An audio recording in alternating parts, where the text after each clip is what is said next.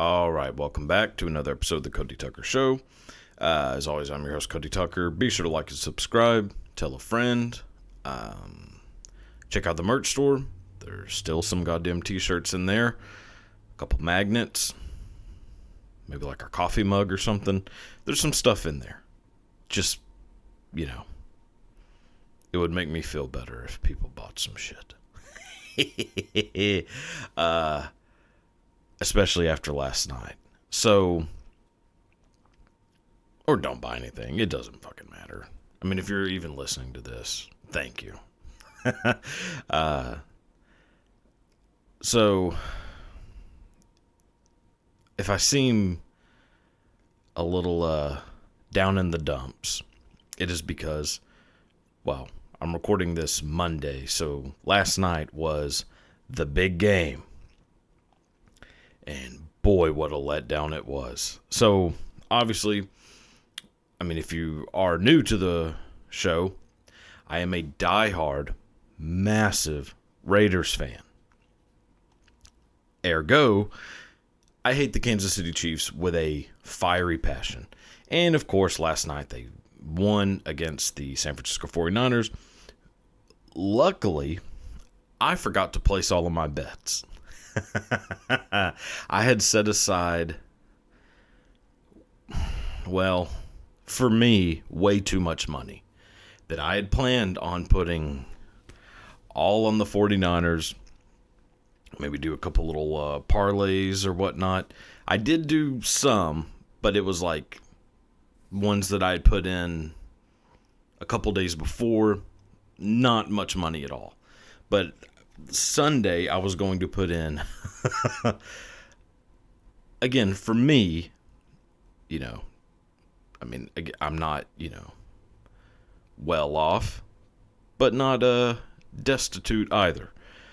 I was going to put in more money than I should have. And for some reason, I got sidetracked with, making Super Bowl food, completely slipped my mind. And boy, it has taught me a valuable lesson. I need to stop gambling. Because I was about to lose way more money than I needed to. So, yeah. Lesson learned. Probably going to take it easy now. Now, granted, NFL season is over, so I was already going to... Actually, I had planned on switching over to NBA and NHL and just blowing through money betting on those games. And now I think I'm just... It's not going to happen. I think I've learned my lesson. I was so sure that the San Francisco 49ers were going to win that game last night. It pissed me off. I'm still... I'm coming down from a mixture of just pure anger and hatred towards the Kansas City Chiefs and the fact that they won another fucking Super Bowl, and that I am battling a case of diarrhea that... Now, I don't know if it is medically possible to be constipated and have diarrhea simultaneously, but I think I might be the first person in human history to do it. Because right now, it feels like there is... How can I describe this? It feels as though someone is trying to shove things up my colon whilst the top half of like belly button up is trying to push things down. So they're in the, mid 40. There is a war going on that will have no winners. And I may or may not end up painting this wall within the next 5 minutes. So if you notice a hard cut, that's what happened. Yeah. So to recap, I mean, to explain why I'm in such a predicament, I ate. I mean, this may be hard for most people to believe, but I have a tendency to eat too much. Too much, too fast. I don't necessarily eat crazy unhealthy food. I mean, I'm definitely not eating fucking salads every day. But like I don't eat a ton of fast food, really hardly any. Like I cook damn near all my meals. I just eat so much. And I went all out last night for the big game. Wings, pizza, chorizo, queso, fucking, spinach. I mean, so much, and ate, I mean, probably 3 or 4 days worth of food. And I thought I was going to, the acid reflux I had last night, I thought was going to burn a hole in my damn esophagus. It is just not good. I need to change things in my life. I'll start with gambling, which, again, lost a little bit of money, but boy, am I glad that that chorizo queso was much more complicated to make than I had anticipated. Because, man, I got out by the skin of my pecker. Oh, boy. So, anyways, to kind of recap the game, actually, I'll say, and I do have a tendency to just shit on NFL referees. Like, every time I watch a game, like, how is this possible? That, I mean, I don't know how much money the NFL's worth, but it's got to be just billions and billions and billions of dollars. And you have referees that damn near are coming out there with seeing eye dogs and I'm pretty sure don't know the rules don't know what the rules are. They're just kind of throwing flags for no reason. I mean, it is astonishing that NFL referees are so bad. But last night, I mean, it was a damn near perfect game as far as that goes. And then, man, the 49ers could have won that game so many times. And, of course, the fucking can't. And goes into overtime, which has only happened, I think that was the second time, which it shouldn't have even went into overtime. 49ers should have won that game. I should have put all that money on the 49ers and won a lot of goddamn money. I didn't put money on them. They didn't win. Are the two things related? I don't know. But, okay, so there's the game. The game sucked. A horrible night. A halftime show. And I know that I have a tendency, it has been brought to my attention that I have a tendency to be very negative through most things in life. Specifically, Super Bowl halftime shows. That I have really not been a fan of any of them in the past 15 years. Which is not true.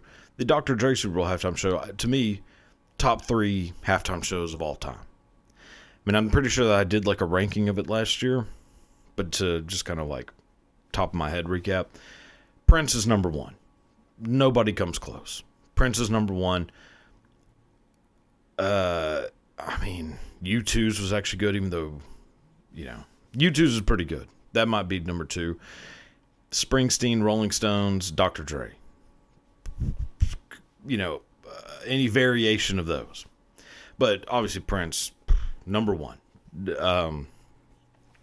Worst, let's say top 5 worst. Black Eyed Peas, number 1. Katy Perry, The Weeknd, Rihanna, Lady Gaga. Probably 5 worst. The Who would be up there. The Who might actually be like second worst. Boy, that was a rough one. So, and then herein lies the middle. Actually, Michael Jackson's up there too, like for being one of the best. I kind of forget that he did one. I mean, it was like the first one, the first like big one. Yeah. All right. Anyways, so I'm going to try to be very positive, talking about last night's halftime show. Because, yeah, for the past, almost basically past 10 years, I've just completely shat on. I mean, speaking of, God, there's no way I'm getting through this without. Anyways,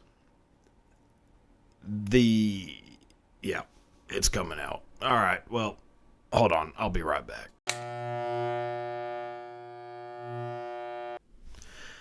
Okay. So, I don't know what colon cancer feels like, but that had to be pretty close. Oh my God. Yeah, sorry if I seem a little off. I just had to shove like 3 ice cubes up my ass. Holy hell. All right, so where was I? Super Bowl game, horrible. Almost went to the backyard and blew my fucking brains out. Halftime show. Gonna be positive, no negativity. Not gonna say that Usher only has like 2 decent songs and then a bunch of bullshit. Not gonna say that Jermaine Dupri kind of looked like he was wearing a Shirley Temple costume. Not gonna say that. Not gonna mention anything about why the fuck they were roller skating. All right, so positive. Alicia Keys. Oh boy. Yeah. Alicia Keys might be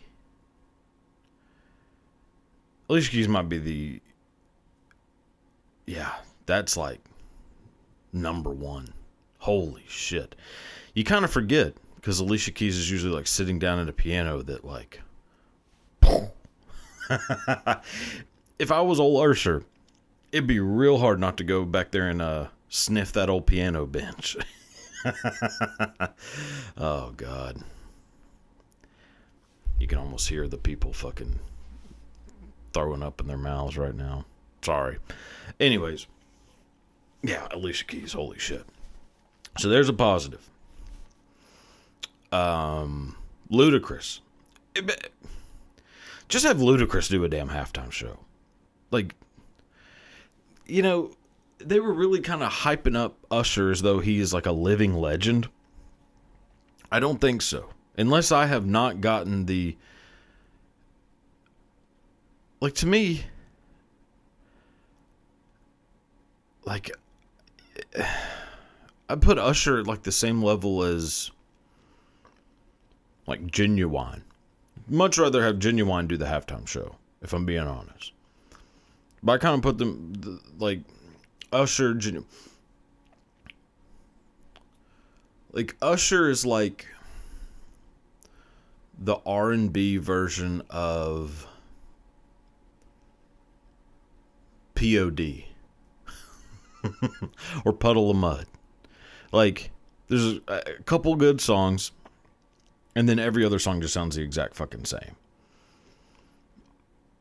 Yeah, I don't get it. I mean, I know I'm trying to be fucking, you know, I guess positivity's out the window. It wasn't terrible. For me, just not really being an Usher fan. And I'm sure there's a lot of people who are Usher fans who are like, you're out of your fucking mind. Every one of his songs are good. Fair enough. Touche. I'm just not an Usher fan. And so when I was watching, I was like, okay. Like, Usher, clearly a very good performer. Like, probably like if there's tiers of performance ability, he's at the top. Like, he's in that top group. The point of the pyramid. I just don't think his music's good. Sorry.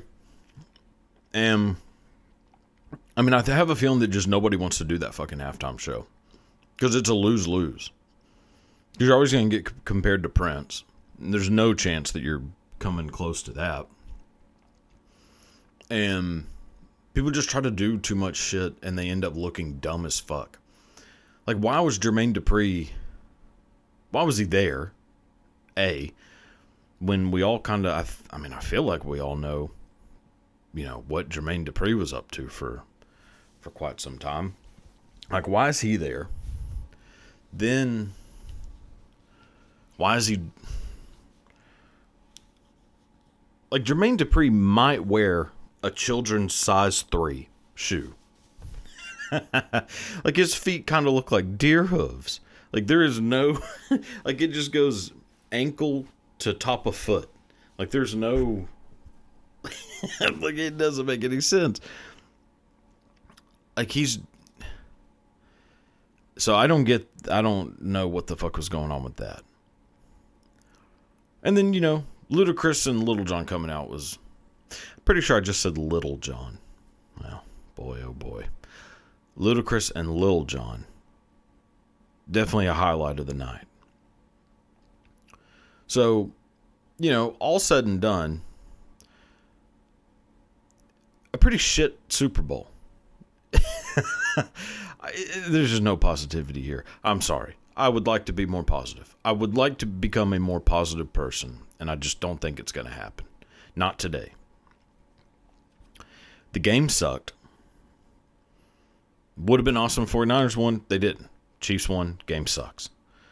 Went into overtime, which meant that I took in probably another half a pack of cigarettes through straight nerves. And I woke up this morning thinking that it felt like there was...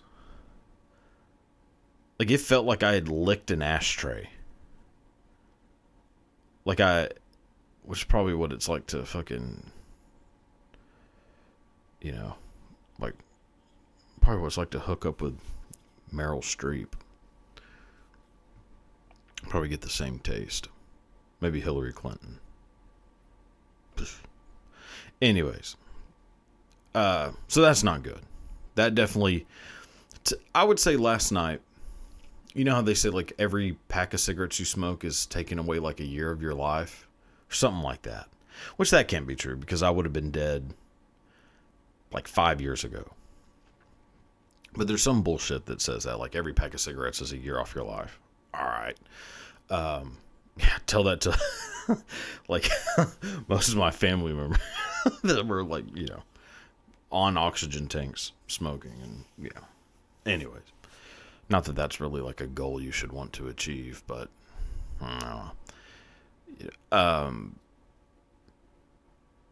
what the fuck am I talking about? Cigarettes.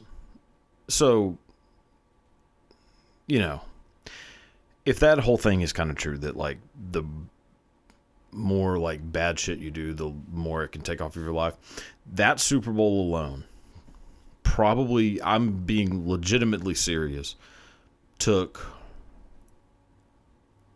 like adding in like the stress, the smoke inhalation, and the near diabetic coma that I put myself into, probably 3.5 years got taken off. That's not good. But it's the love of the game. Anyways, so there's the the fucking horrible recap of the Super Bowl. I mean, obviously, you probably watched the game, so it doesn't really fucking matter what I thought about it. But anyways, so there we go. There's that. Moving on to some news. All right, here we go. Oh, man. So King Charles III. See, how does that work? So it's just any king. So when you become that person's name, so they don't change their name? Like the Pope. Because that always kind of fucked me up, is that, like, Pope Francis, his name is not Francis. Pope John Paul II's name is not John or Paul. First name. And so for his name to not be John Paul, then how the fuck is he John Paul II if he's not even a John Paul? So did they just go off of, like, there was once a pope named John Paul, and then you become the second one who takes that name, so you are now John Paul? Like, is that why? Because there's been 2 King Charleses in England's history, that he's King Charles III? Anyways, that's a real, I guess, look into my dumbass brain. But anyways, so King Charles III diagnosed with cancer, coming from, you know, Buckingham Palace. King Charles has been diagnosed with a form of cancer. They haven't said what, boy. I mean, if it's my guess, finger cancer. I don't know if finger cancer is a thing, but if anyone on this planet has it, it's old King Chuck. That motherfucker. The kill bosses hanging off of that sumbitch's palms. That can't be normal. But also, the amount of inbreeding that has gone into the royal family's bloodline.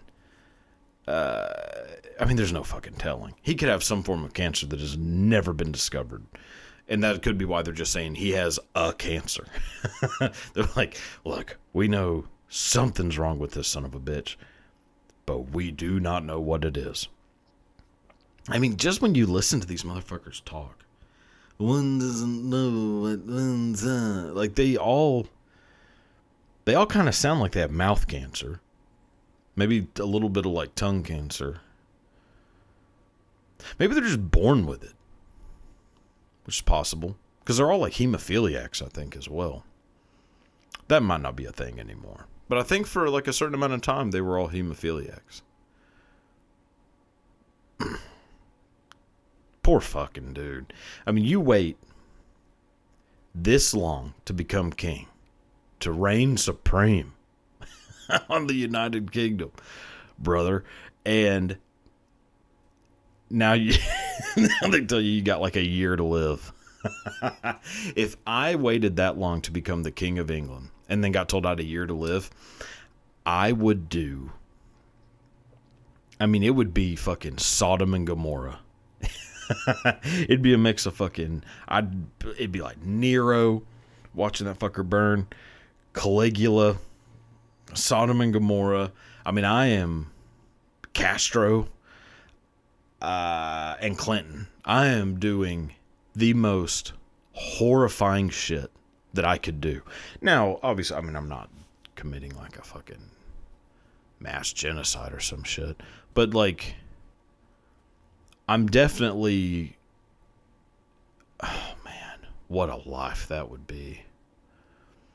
To be the king of it. Because they don't live up to their potential of like what they can do. Now, I don't exactly know. I mean, I did watch every single episode of The Crown, and I still don't really know what it is that they do. Which, if there's anything that's going to give you an insight of like what it is that they do and like make you understand it, it should be that show. I am more clueless now than I was before watching that show as to what the fuck it is that the royal family does. It looks like all they do is go to different countries. It looks like all they do is go on vacation and occasionally meet with the prime minister to hear like what the fuck they're doing. And then they just go, okay. And then he leaves. I don't really understand it. And I mean, it seems like all they really do is they just try to ruin each other's lives. Which, I mean, if that makes you royalty, then holy shit, my family is like the goddamn Romanovs. Like, if just shitting on people who think differently, like, I mean, my family are right in line with these sons of bitches. And I don't think we have any power. But, like, if I somehow, which I'm sure just by being white, I'm sure in some way I'm related to these bastards. I mean, I've done, the whole ancestry family tree shit. I've never found any relation to, old Liz. But I just imagine that I am. In some way, probably down the line, related to these fucking inbred bastards. If somehow they all, died of natural causes, and I became the King of England, the absolute mayhem,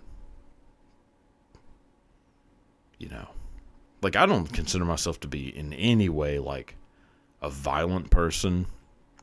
I'm terrified of confrontations. I've never had any kind of like power or control or anything like that. And even if like I did, I definitely wasn't aware of it. I mean, I am kind of a bitch, and if I'm just putting it frankly. But if you sat my ass on a throne, boy, there would be an absolute monster that would be released. And I think herein lies the issue with any form of like government power, royalty, like any of that, is that these people are probably good people if they were working at a fucking bank. If they were like if they were like a school teacher or worked at a fucking call center, they'd probably be like decent, normal people.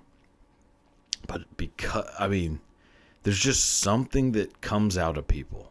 And maybe some people are just born that way. I mean, because there's obviously shit people. I mean, fucking Jeffrey Dahmer was working was he working for like at a brewery or something in Milwaukee? I mean, he wasn't doing anything special with his life. Ted Bundy was pretending to be a lawyer. So maybe it isn't just, I mean, John Wayne Gacy, I think, was doing birthday clown shit and ran a KFC. There's not... Maybe you're just... I don't know. Maybe power has nothing to do with it. Maybe they're just good people and bad people. I don't know. I like to think I'm a pretty good person. I mean, I'm, not perfect by any stretch of the imagination, but, like... I've never committed, like, any serious crimes. But I just feel like if someone put me in charge of something, I'm only doing things that are going to benefit me. Fuck the people. Vox Populi my ass. I mean, y'all can fuck off. I'm doing whatever the hell I want. So maybe I definitely should not be a person who's in charge of anything. And years from now, if I ever run for government office, somebody's going to clip that and be like, yeah.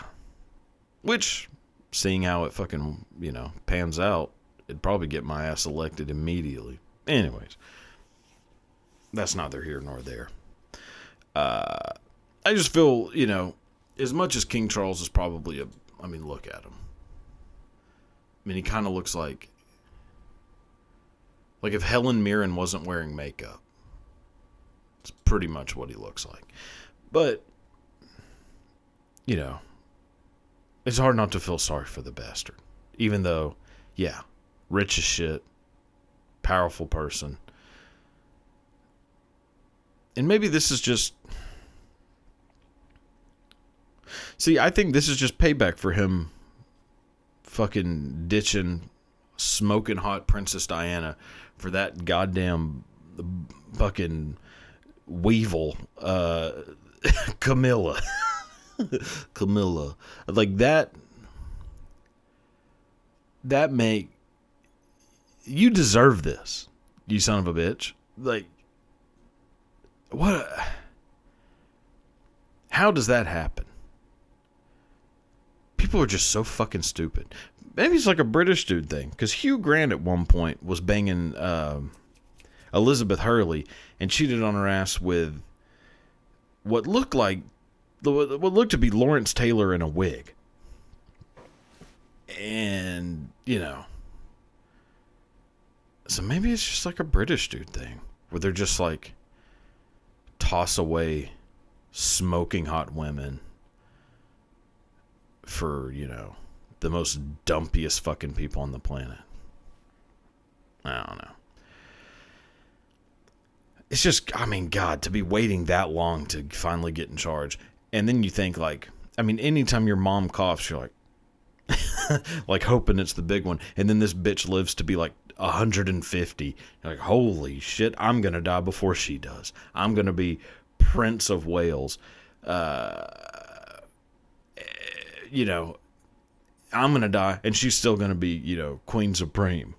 Holy hell. You gotta feel bad for the son of a bitch. Anyways, all right. Let's move on to the next topic, because this is just getting ridiculous. So, I have never paid much mind to the idea of Groundhog Day. It's all a bunch of, pagan witchcraft. And as a hardcore Southern Baptist, I do not give any credence to this. So, whenever I saw this, I said, yes, here we go. It turns out Punxsutawney Phil and his ancestors have an accuracy rate of 39%, going back to 1887. And now, I want you to look at this picture. Now, obviously, look at the dipshit holding him, who's still dressed like, a fucking pilgrim. Now, but look at Punxsutawney Phil. That wormy little shit. I mean, for one, I kind of feel sorry for little Phil, because he didn't ask for any of this. He did not ask to become a future teller. He's not a goddamn oracle. He's just a fucking rat that, for some reason, at the beginning of February, some fucking bearded bastard rips him out of his little hole, holds him up in the air, and then either makes people super happy or super sad. And this little son of a bitch gets all the blame. Look at him. He is fed up with this. Like, I've been playing your game for, who knows how long this. I wonder how long groundhogs live. It can't be more than 2 years. And people were saying that he has an accuracy rate 39%, like he's sucks at his job. He did not. This son of a he didn't ask for any of this. He just wants to live in his hole and eat, I don't know, acorns maybe, worms, grubs. I don't know what the fuck groundhogs eat. He doesn't want to be put on fucking display like this. But it does kind of prove that it's way better they should just reverse it. Like the sea shadow, not sea shadow, is the opposite. Because he's right. He's wrong more than he's right. He's right 39%, so he's wrong, what's that, 61%? This groundhog's a goddamn idiot. Has been for a long time, it seems. But I just saw that, and I guess we're getting 6 more weeks of winter. I don't really know. I don't know which is which. See shadow, you get winters. Don't see it, you get summer. I don't get this. I just saw this, and I thought it was pretty interesting. Because it was on the news, the people just shitting over it. The crowd that was lined up to see this little fucking guinea pig get ripped out of his hole. This poor bastard. Oh, man. Anyways. So I just thought that was pretty interesting. Moving on. Oh, boy. So Bill Cosby sued for alleged 1986 sexual assault of teen in a Las Vegas hotel. Boy, oh boy, another one. Motherfucking Bill Cosby. It just never ends. So this came out, and I was talking to some people about it, and their reaction was baffling to me. And that's one of the reasons why I wanted to bring it up, because it turns out it's kind of the sentiment of a lot of people, and I don't understand it. The people I was talking to when we were talking about it, they basically were on Dr. Cosby's side, saying that this woman, and I'm quoting the people I was talking to, is just looking for money. Now, they are saying this as though that is a bad thing. Let me tell you fucking something. If I woke up from a unexpected nap, looked over and saw Heathcliff Huxtable licking his fingers, yeah, I'd want some goddamn money. What are they supposed to get? What are these women supposed to be getting from Bill Cosby? They're not gonna ask him for an autograph. They have been had one of the worst things that could happen to a woman have happened to them. Yeah, give me some goddamn money. I wouldn't care if they came out and said, yeah, I don't care. I want his fucking money. I would be 100% on their side. Get it. Get his fucking money. Go get it, girl. Like what are they supposed to be looking for? Like, what? It makes no sense to me. And I'll just be completely honest here. I think it's a good trade-off. I don't know how much money Bill Cosby has, but it's probably a pretty decent amount. I mean, if you have a show that goes into syndication, you're pretty much set for life, it seems. I mean, goddamn Jerry Seinfeld is worth like $1 billion. How the fuck is that possible? I mean, I love Seinfeld, but I mean, he's not Leonardo da Vinci. I mean, anyways. But yeah, so Bill Cosby probably got a pretty good bit of scratch on him. So yeah, I'd be coming for it. And I think it'd be a good trade-off. I would, if Bill Cosby offered me a drink, I'm shotgunning that thing. I mean, I might show up to the meeting wearing pajamas. Way ahead of you, Bill. I would show up in footy pajamas. I would ask him, "Do you have a drink?" Like, "Hey, can I get something to drink? My throat's dry." And I mean, I am chugging that thing so fast. Probably bring a little neck pillow with me and say, "All right, see you in an hour, Bill." And then as soon as I wake up, kind of, maneuver around a little bit, see if anything feels different. And if it does, fucking ka-ching. I am coming for that motherfucker 30 years from now for so much money. I'm fucking suing his estate, Camille, everybody. I'm getting fucking money. Look, I will let... I mean,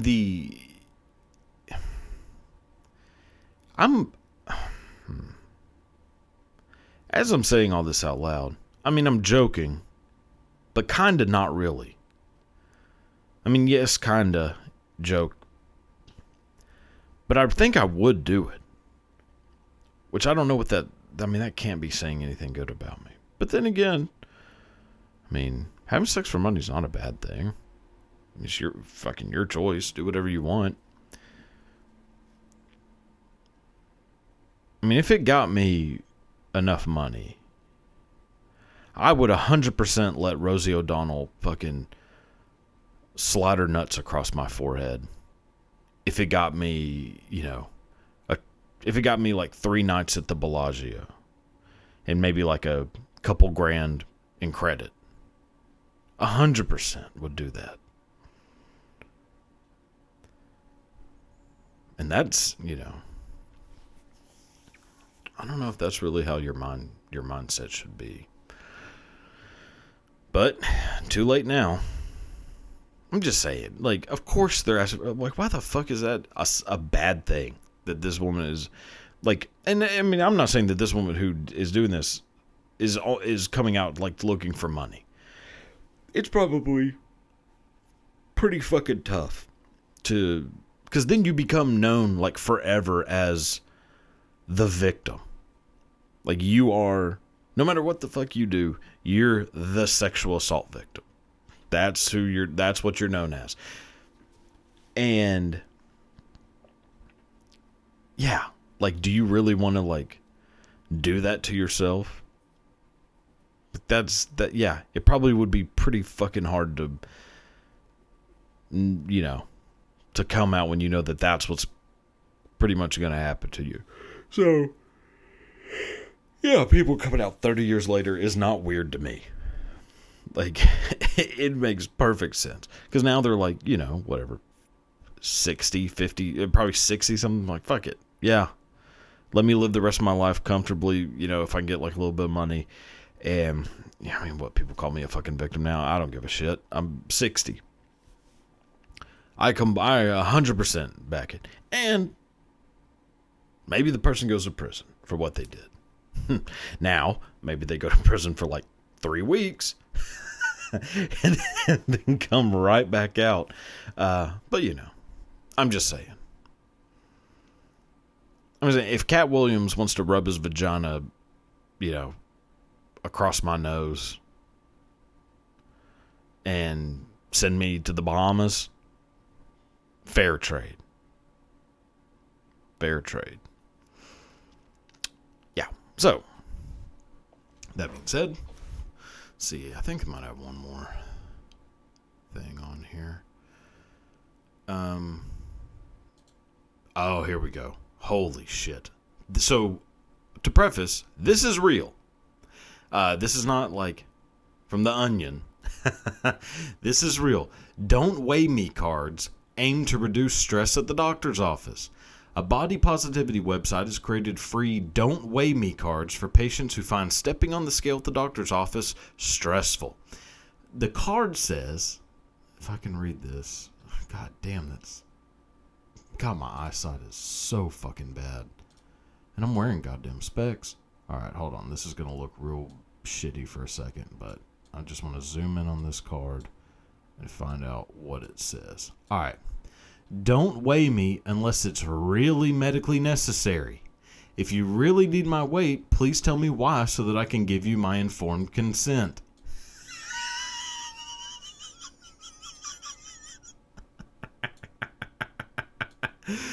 Oh my God. How is this what life is? Let me tell you, look.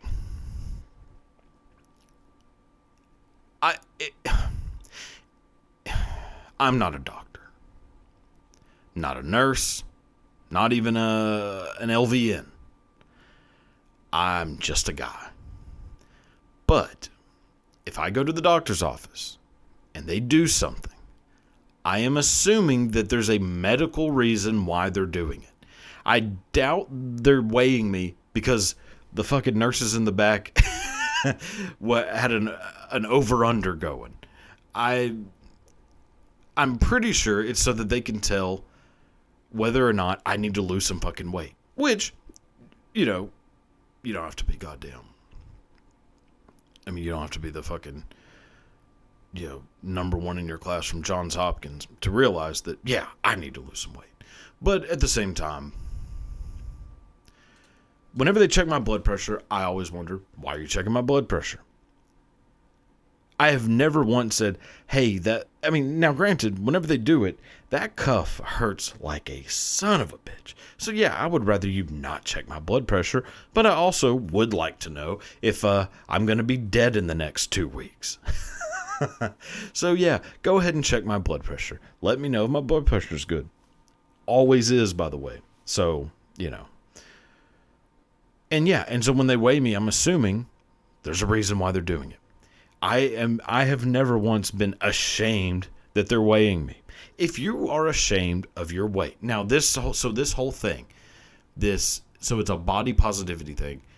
Well, you must not be that positive about your body. If you go into a full fucking panic attack whenever someone needs to weigh you, not someone. It's not like you're going to fucking, get your tires rotated. And they're like, hey, would you mind stepping on this scale real quick? Like you're in a doctor's office. It's not fucking Old Navy. Like you are going into a doctor's office where anything they do is for a reason. Like why are they shining a flashlight into my ears? Not sure, but I'm sure there's a reason for it. Why, unless you're going to get a prostate exam and when they do it, you feel 2 hands on your shoulders. That'd be about the only time you should be worried about what's going on in your doctor's office. Otherwise, just assume things are on the up and up and that it's needed. This shit, this fucking body positivity shit, and this is coming from a big old fat fuck who has been for a very long time. Probably 85% of my life, I have been morbidly obese. Not to brag. So yeah, I've never needed to hand someone a card saying it would make me feel sad if you weighed me, doctor. Like, don't weigh me unless it's really medically necessary. It is. They're not weighing you for fun, stupid. It's not a carnival. Like, I mean, if you really need my weight, please tell me why. They don't need to tell you why. You're not a fucking doctor. You are clearly not, because if you think that your weight doesn't matter, then you're a fucking idiot. If you think, which there's become this thing that, I mean, I don't know how many people actually believe this, but enough to where, it's on the internet. But people who like insist that there is no medical downside to being obese, that it has no direct medical negativity. I worded that real fucking weird. It has no direct correlation to health issues. Now, how the fuck is that possible? There is no way that is true, because you don't just get fat. I didn't just live a life of exercising 7 days a week and eating fucking vegetables and like healthy shit and reasonable portions, and then just wake up one morning and holy shit, I gained 260 pounds last night. I did this to myself. No one forced me to become fat. I did it by not exercising enough and eating too much. If you losing weight is very simple. Not easy, simple. Eat less, exercise more. Burn more than you're taking in. It is not rocket surgery to know how to lose weight. It is obviously very difficult to change habits. I know. But this whole fucking thing that like being fat is okay, there's nothing wrong with it. And I'm not saying you should just walk around hating yourself because you're fat. I mean, you definitely shouldn't be like thrilled. You shouldn't. I have never once looked in the mirror and been like, God damn, I'm so happy right now. It's either usually a look of like, God, this has got to change, or I just ignore it. There's never been a second look of like, God damn, this is what I should look like. And I don't know, the body positivity is just so stupid. Like, you shouldn't be positive about things that are negative. You shouldn't be negative about things that are positive.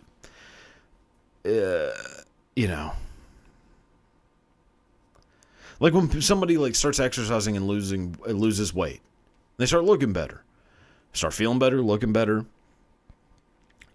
People will always say, wow, you look great. Not that you needed to do it. Not that you needed to lose weight.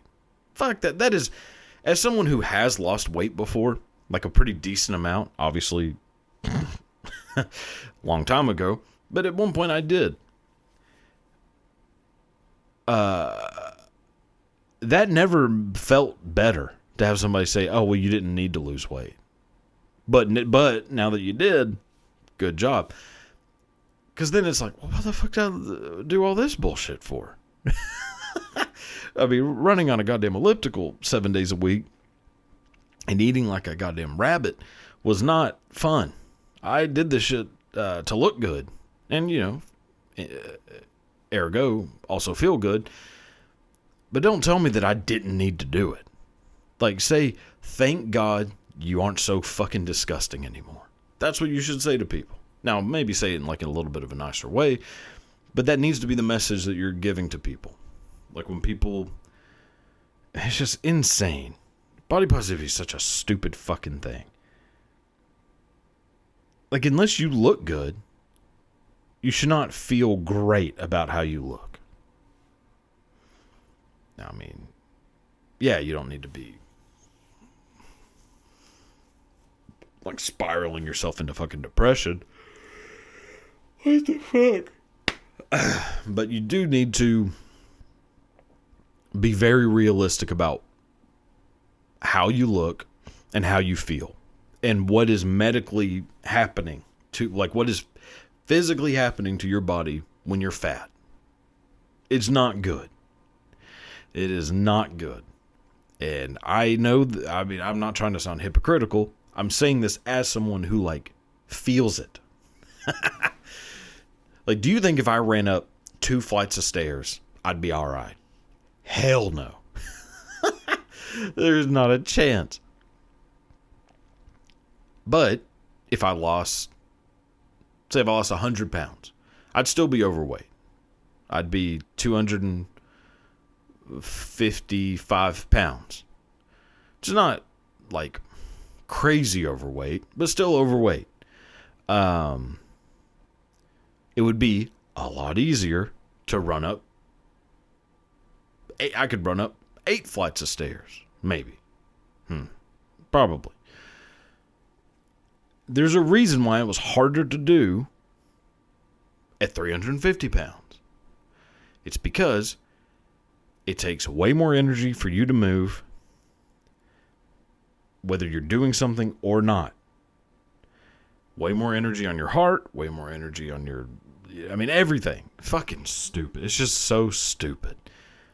And these fucking cards, if I was a doctor and I worked in a doctor's office and somebody handed me one of these cards, I'm fucking ripping it up and throwing it in their fucking goddamn face. Anyways, all right. So that's enough of this. This has gone on far too long. Time for a little bit of the old where'd that come from? Learn some shit. All right. So here we go. Time for that. All right, so time for a little bit of the old where that come from. Take a famous word or phrase, maybe the origins of a object, name, whatever. Figure out where it comes from. Why does this thing exist? Like, who invented it? How was it created? Why was it created? All that kind of good stuff. So today we're talking about an object that probably everyone knows and has seen, maybe even handled this object before in some capacity. Maybe you do not know the history of it. So, for this one, going back to the late 1880s, Paris, France. Some people walking by the River Seine in Paris, and they see a body floating in the river. Like, that's not good. So the people get in the river, pull out the body, try to, take a look, see, check her vitals, all that stuff. She's gone. It's this young woman who apparently had drowned and is now, floating in the river. The person they pull out from the river, this young woman, she's gone. So take her body, send it to the Paris morgue. When it gets sent to the morgue, the pathologist working at the morgue looks at her and is caught very, very much off guard. Why he's caught so off guard is because looking at this young woman who is deceased, sees that she is kind of smiling. And that is a little odd. And the pathologist is very much like mesmerized by this. So much so that he has a plaster death mask done of her face, which was somewhat of a common practice, back in the day. So not like super weird that he would do this, but a lot of the times it was done for like famous people. She was not a famous person yet. So this plaster mold of her face, her deceased face, is done. That mold, that cast of her face ends up getting turned into a mask. And that mask becomes mass produced around becomes mass produced around Europe, specifically France, Germany, Czechoslovakia, and it starts getting worn as a mask. Like, it becomes a mask that people would wear to these like bohemian society parties, like a little Eyes Wide Shutty, but yeah, it becomes a very popular mask for people to wear. Now, obviously, it starts getting, over time, starts getting even more and more popular. At some point, it becomes the standard of beauty for a pretty big portion of Europe, especially, France, Germany, a lot of Central Europe. Like, that mask is seen as, like, that's the ideal of beauty. Well, fast forward a little bit. In 1958, there's these two inventors, Peter Safar and Asmund Lerdahl. They, working on this new creation, end up using the cast of that face for for that invention. So they take the cast, they take the death mask of this young woman, use it for the invention that they have just made. That invention is, to this day, considered the most kissed face on Earth. It is the Rasusa Ann CPR doll. So when you are looking at a CPR doll where they teach you how to do CPR, that face on that CPR doll is the face of a young woman who drowned in a river, died. Yeah. The most kissed face ever is a dead girl. Yeah. Crazy stuff. I mean, for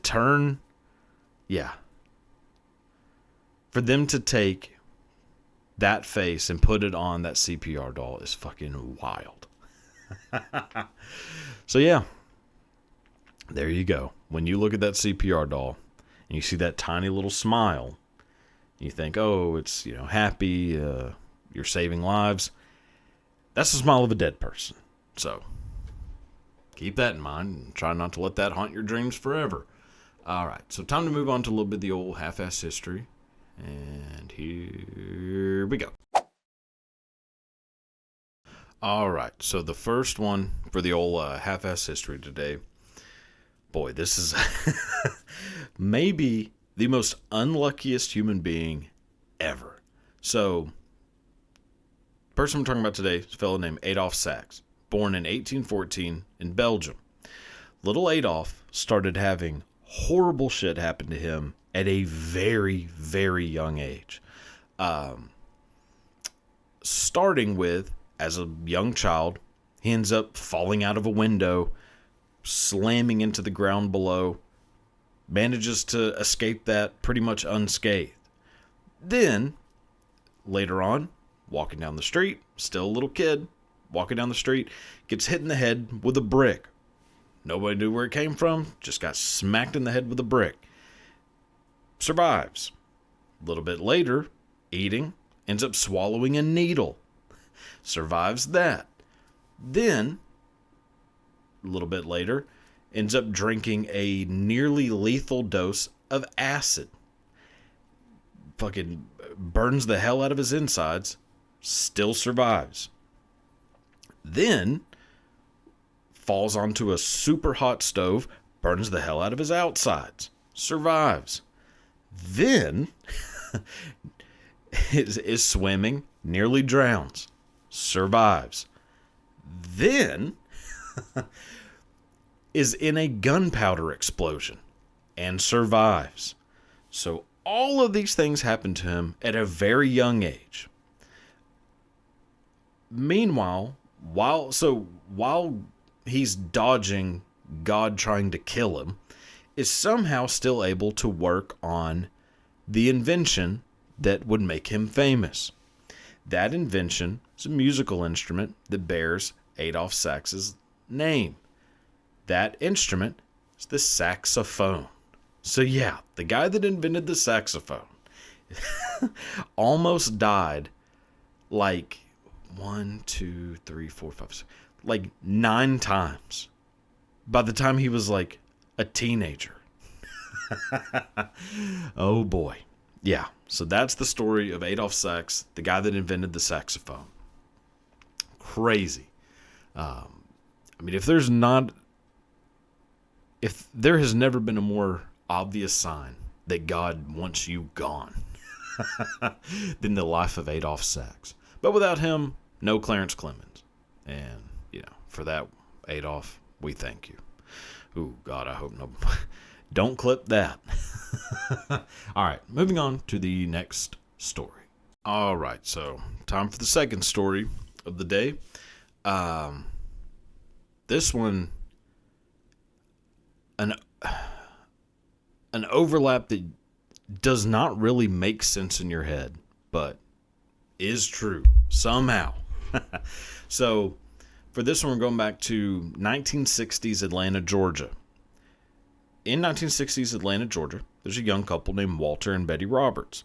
Walter and Betty at the time ran a children's theater group in Atlanta, Georgia. Now remember, 1960s Atlanta, this is the peak of segregation. Hardly anything in the city of Atlanta was integrated, except for that children's theater group ran by Walter and Betty. So it's actually the only integrated children's theater group in all of Atlanta. Well, some of the children who went to that theater group were the children of Dr. Martin Luther King Jr. and Coretta Scott King. So a couple of their kids were in that theater group. Over time, MLK and Coretta Scott King become very close friends with Walter and Betty. So much so that in 1967, the year before Martin Luther King Jr. was assassinated, Walter and Betty were pregnant, about to have their third child. Walter and Betty did not have a lot of money, barely enough to keep the theater group afloat. Just not a lot of money between Walter and Betty. Well, again, they're pregnant with their third child. They end up going to the hospital to have that child. When they go, they find out that all of their hospital bills have been paid for by their friends, Martin Luther King Jr. and Coretta Scott King. Walter and Betty Roberts that day gave birth to their third child, Julia Roberts. Yeah, we'll talk about a hell of a coincidence. My God. So yeah, Martin Luther King Jr. paid for Julia Roberts' hospital bills. Pretty wild. All right, so time for the last story, and then we'll be out of here. All right, so for the last story of the day, going back a little bit further, talk about definitely a pretty well-known figure in American history. That person, probably seen on maybe a gold coin. Remember reading about in history class when you were little. It's a young woman named Sacagawea. So Sacagawea was part of the Shoshone tribe, young Native American woman. Well, when Sacagawea was a little kid, another tribe came in and captured all the children in her tribe. So this other tribe So when Sacagawea was a little kid, this other tribe came in and captured the children. They end up selling the children to other tribes. So they all get separated. Now this is Sacagawea, some of her siblings, all the other kids. They all end up getting separated and never going to see each other again. So yeah, pretty horrible thing to happen to young Sacagawea. Well, fast forward a little bit. In 1803, Thomas Jefferson makes the Louisiana Purchase. occupies this massive part of of what becomes the United States. Thomas Jefferson, Louisiana Purchase, the U.S., gains all this land. Thomas Jefferson needs someone to go kind of scope it out, kind of map out the geography, see what's going on in this new area. Well, the two fellows that he hires, obviously, Lewis and Clark. Everybody knows Lewis and Clark. So Lewis and Clark are going to navigate this new area of the United States. They need someone who, knowing that they're going to have a lot of run-ins with Native Americans, need someone who can kind of help guide them, someone who can speak the language, knows the customs and cultures of these groups, someone who can help them out. Well, they end up hiring a 16-year-old Sacagawea. So Sacagawea ends up helping them with their expedition. At one point, they're going to have to cross the Rocky Mountains. Now, to do this, they're going to have horses. So they're relying on Sacagawea to be able to get them horses. So they come across a Shoshone. They come across a Shoshone tribe. Sacagawea goes, talks with the chief of that tribe. As they're talking, Lewis and Clark are kind of standing in the background, just watching, seeing what's going on.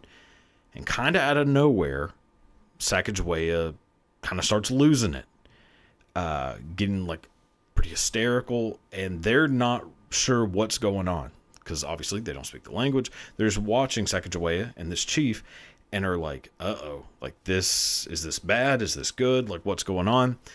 Well, it turns out that as Sacagawea and this chief were talking, that they realized that they were long-lost brothers and sisters who were separated way back when they were little kids. Had never seen each other since, didn't know what happened to each other, didn't know if either one of them were even still alive, and just by chance met each other that day. And yeah, crazy. Yeah, pretty wild story. But that is the story of Sacagawea and her long-lost brother. So, anyways, hope you found those interesting. That'll do it for today's episode. Leave a comment. I don't know. If you want to buy a shirt, there's some shirts. All right. So until next week, thanks for tuning in. See you then. Goodbye.